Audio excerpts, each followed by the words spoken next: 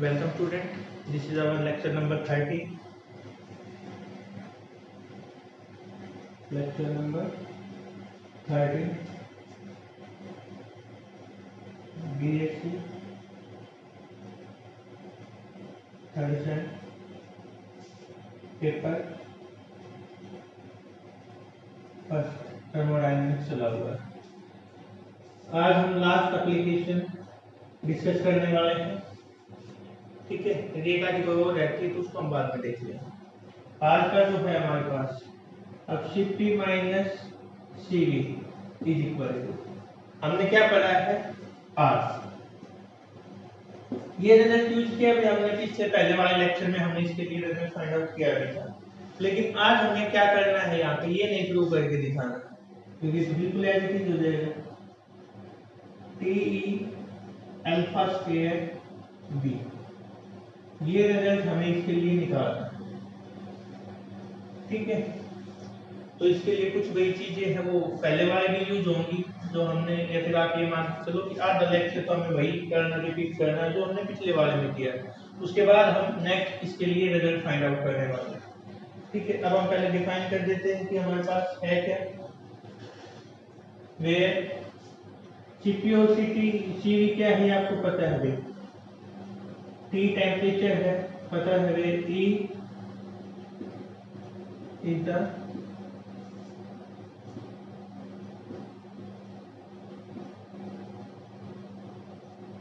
Bulk modulus of elasticity, और V क्या है हमारे पास, specific volume.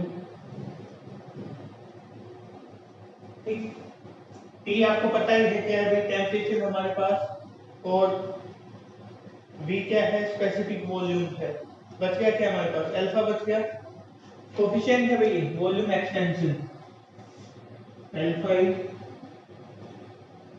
Coefficient of volume expansion. ठीक है, तो ये चीजें हमें गिवन है भाई। ये आप केवल इतना ही मिलेगा, ये आपको खुद डिफाइन करना है कि हमारे पास कौन सी चीजें क्या दी हुई है। वहां पे आपको पेपर में लिखा हुआ नहीं मिलेगा, डायरेक्ट रिजल्ट आएगा, उसको आपको प्रूव करके दिखाना है। ठीक है, तो आप करते हैं शुरू। बाकी इसमें कई चीजें भाई वही है, मैंने आपको अभी भी बताया था कि जो पहले हमने molar heat capacity,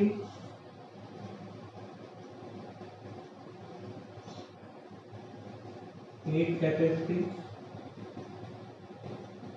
at constant pressure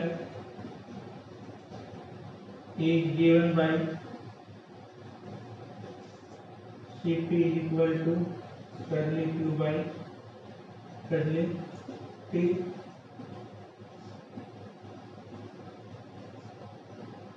and at constant volume is given by Cv is equal to curly Q by curly T।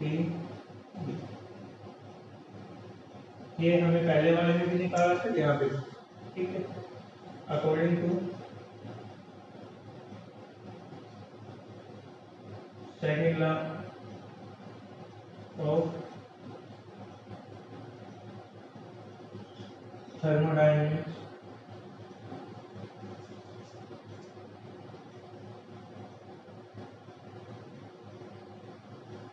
S is equal to Q by curly T। इसकी जगह पे क्या लिख सकते हैं, T इंटू लिख सकते हैं using inequation second and third. पहले पुट करेंगे इसके अंदर भैया, तो क्या आएगी, Cp is equal to T curly H by third, और CV is equal to T pressure. ये यहाँ तक हमने पहले वाले में भी किया था, कोई ज्यादा नई चीज आपको बताई नहीं गई, ठीक है। और वही इसके बाद कि एंट्रोपी हमारे पास क्या है, as entropy perfect differential equation. So क्या लिख सकते हैं इसकी जगह पे भाई हम एस वाई कर ली T plus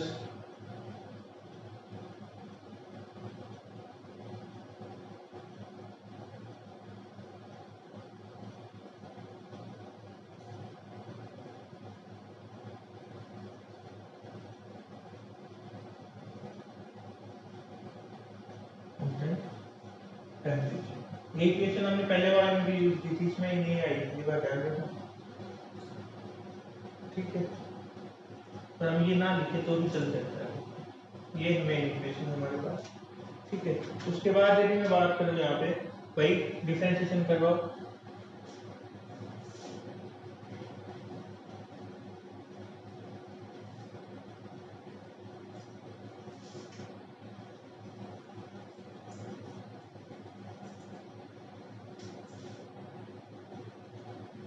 differentiating with respect to T, इसका हमें डिफरेंशिएशन करवाना विद रेस्पेक्ट टू टी, ये तो हम समझ गए, लेकिन हमने किसकी वैल्यू को कांस्टेंट रखा था भाई, प्रेशर की वैल्यू को, रिमेनिंग प्रेशर कांस्टेंट। तो क्या वैल्यू आएगी बेस की, ds बाय dt इज इक्वल टू कर लिया बाय कर लिया p प्लस कर ली और dv बाय dt dt कर ली p, ये इक्वेशन आई है हमारे पास, ठीक है।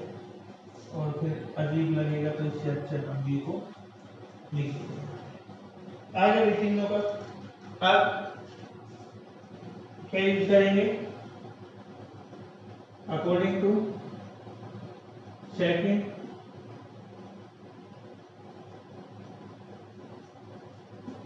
थर्मोडायनेमिकल रिलेशन, कर लिया एस बाय कर ली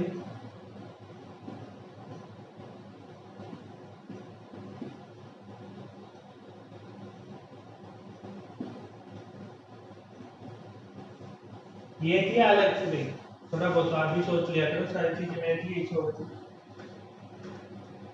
उल्टा लिख दिया ना, उल्टा। यहाँ पे तो टेम्परेचर, यहाँ पे वॉल्यूम, ये टेम्परेचर,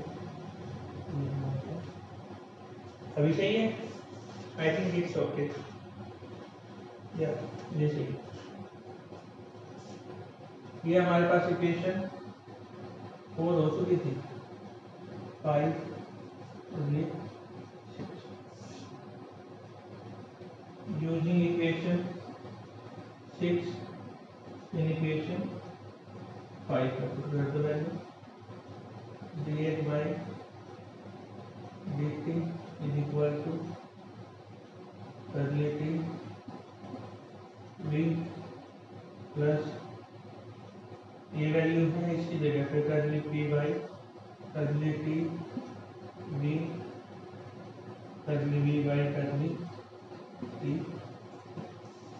d की जगह कर यूज कर लिया, उससे ज्यादा तो फर्क पड़ने वाला नहीं, कभी उसमें दिमाग लगाते बैठे रहो, वो एंटिटी दी है, इसको हम लिख सकते हैं। अब भाई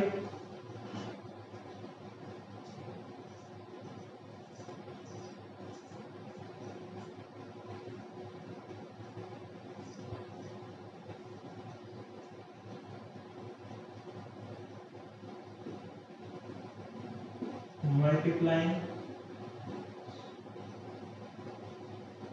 both sides by T, T curly S by curly T is equal to T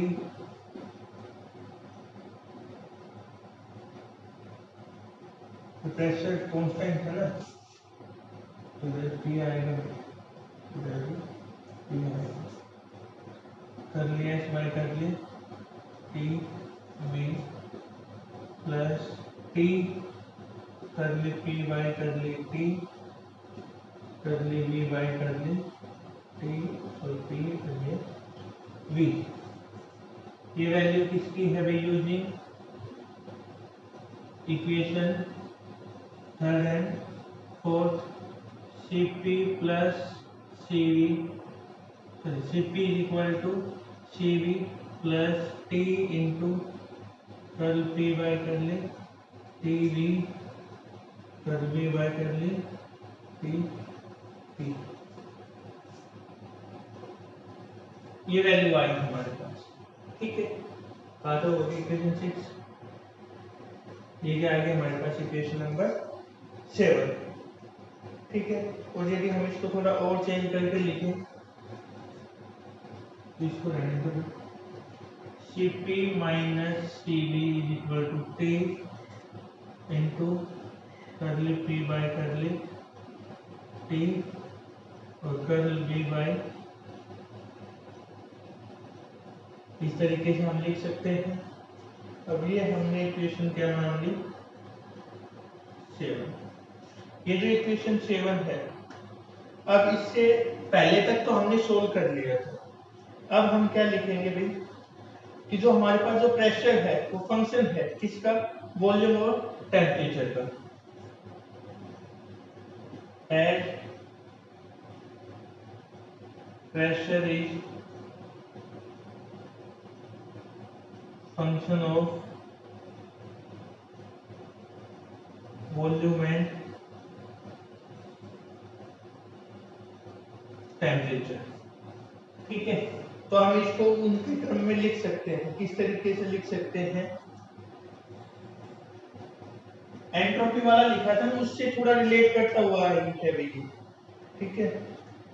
क्या, करली पी बाई करली वी लिख दिया, एज इट इज है कांस्टेंट टेम्परेचर पे dV प्लस करली पी बाई कर टी कांस्टेंट वॉल्यूम, और यहाँ पे क्या आ जाएगा, dt, ठीक है। इस तरीके से हम लिख सकते हैं। अब हमने क्या किया है भाई यहाँ पे, कि जो प्रेशर हमारे पास कांस्टेंट है, प्रेशर की वैल्यू क्या है, constant,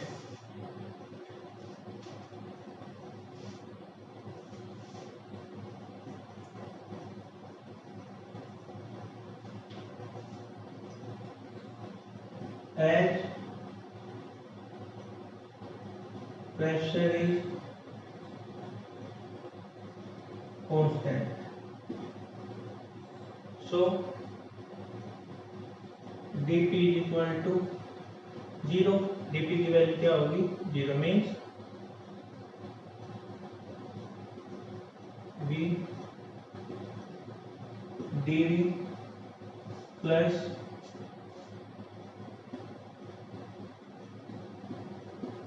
V dP is equal to 0। ये जो इक्वेशन है भाई, इसमें dP की वैल्यू को हमने 0 लिख दिया, वो टर्म हमारे पास आ गई, ठीक है। अब यहाँ से यदि मैं लिखूं तो curl P by V is equal to minus, तो curl P by V is equal to minus temperature, और इसको क्या लिख सकते हैं, ये इस साइड आ जाएगा, क्या कांस्टेंट है हमारे पास, प्रेशर कांस्टेंट पे हमें ये वैल्यू निकालें, ठीक है।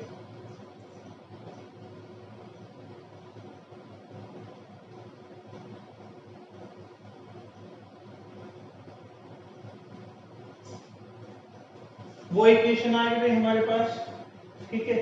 और एक ये वाली इक्वेशन, अब वो वैल्यू जो है हमारे पास, ये वैल्यू उसमें से निकाल के इसमें हम पुट कर देंगे।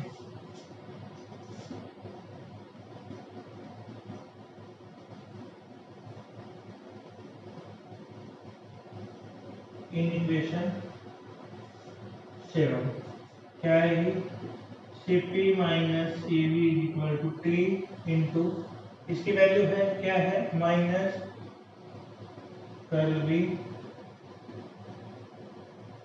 और curl V by pressure into में क्या आ जाएगा,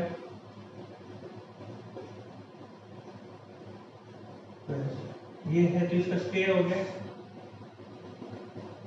थोड़े टिपिकल लग सकते हैं भैया आपको, शुरू में दिक्कत आ सकती है सोल्व करने में। इसका स्क्वायर, ये वैल्यू आ गई, कुछ भी नहीं थे, दो बार है, वहां से एक बार आया, एक बार पहले ही था, तो इसका हमने क्या करवा दिया, स्क्वायर, ये आया है। या फिर आप इसको ऐसे भी लिख सकते हो, क्या, Cp minus Cv equal to minus T curl P by V curl V by इसका स्क्वायर, ये आ गया, ठीक है। लेकिन डेफिनेशन क्या बताती है हमें, बाय डेफिनेशन, अब ये मत सोचना ये कहाँ से है, ये पहले यूज कर चुके हैं हम, अपॉन V।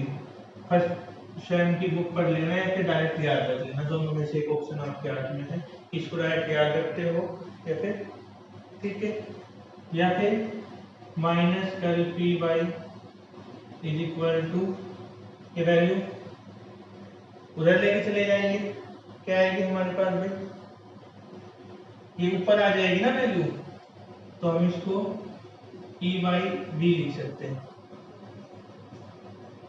अरे ये वैल्यू है, ऊपर जाएगी फिर उधर जाके डिवाइड होगी, तब हमारे पास ये वैल्यू आएगी, ठीक है, ये आ गया। अब और अल्फा को हम क्या लिखते हैं, अल्फा किसके इक्वल होता है भाई, 1 by V curly V by curl T, किसके ऊपर, टेम्परेचर, सॉरी प्रेशर के ऊपर, किसकी बात करें, प्रेशर की बात करें तो प्रेशर के ऊपर हमारे पास ये वैल्यू होती है। इन दोनों की डेफिनेशन से वैल्यू निकाली, E की और अल्फा से, तो curly V by T is equal to alpha V। भाई इसकी वैल्यू क्या निकाली है भाई हमें, E बाई V, इसकी वैल्यू क्या निकाली है, अल्फा V हमने वैल्यू निकाल दी है, उस साइड जाके डिवाइड हो जाएगा, इक्वेशन 8 हो गई थी।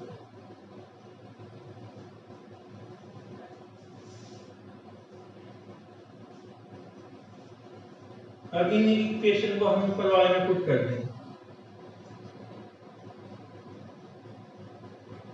पुटिंग these इक्वेशन इन अब इसमें वैल्यू पुट करो भाई, किसकी वैल्यू हमारे पास, अभी माइनस इधर यूज कर लिए, इसकी जगह पे क्या लिख सकते हैं हम, Cp minus Cv equal to, minus का इसमें यूज हो रहा है तो ये माइनस हट जाएगा, खाली क्या बचेगा, T इंटू Ev, इसकी alpha, sorry curl V by curl T की वैल्यू क्या है, अल्फा V, इसका क्या हो जाएगा, स्क्वायर, अल्फा स्क्वायर और V स्क्वायर, ये वैल्यू आई, तो Cp minus Cv equal to, ये कैंसिल हो गया, T E alpha square V, जो हमें प्रूव करना था भैया, ठीक है। ये दोनों ध्यान रख लेना कि pressure, change in pressure with respect to volume divided by volume, इन दोनों का रेशियो होता है E, bulk modulus of elasticity, और कोफिशिएंट जो होगा हमारे पास वो किसके इक्वल होता है, 1 by V curl V by curl T, इसको डायरेक्ट याद ही रख लेना, वरना पुराने पे जाओगे तो माइंड डाइवर्ट होगा, ठीक है। दोनों वैल्यू हमने पुट करवाई इस वाली इक्वेशन में, इन इक्वेशन 8 लिख सकते हो या इन इक्वेशन 8 हमारे पास ये वैल्यू, ठीक है। तो ये हमारा आज का लेक्चर, इसी के साथ भाई आपका जो एप्लीकेशन वाला पोर्शन है वो कंप्लीट होता है, ठीक है। 3 या 4 लेक्चर में जाके कंप्लीट हुआ है। अब हम इसके कुछ 4-5 टॉपिक और बचते हैं, उनको कर लेंगे, जिसके साथ फिर हमारी थर्मोडायनेमिक्स बुक ही कंप्लीट हो जाएगी। Thank you.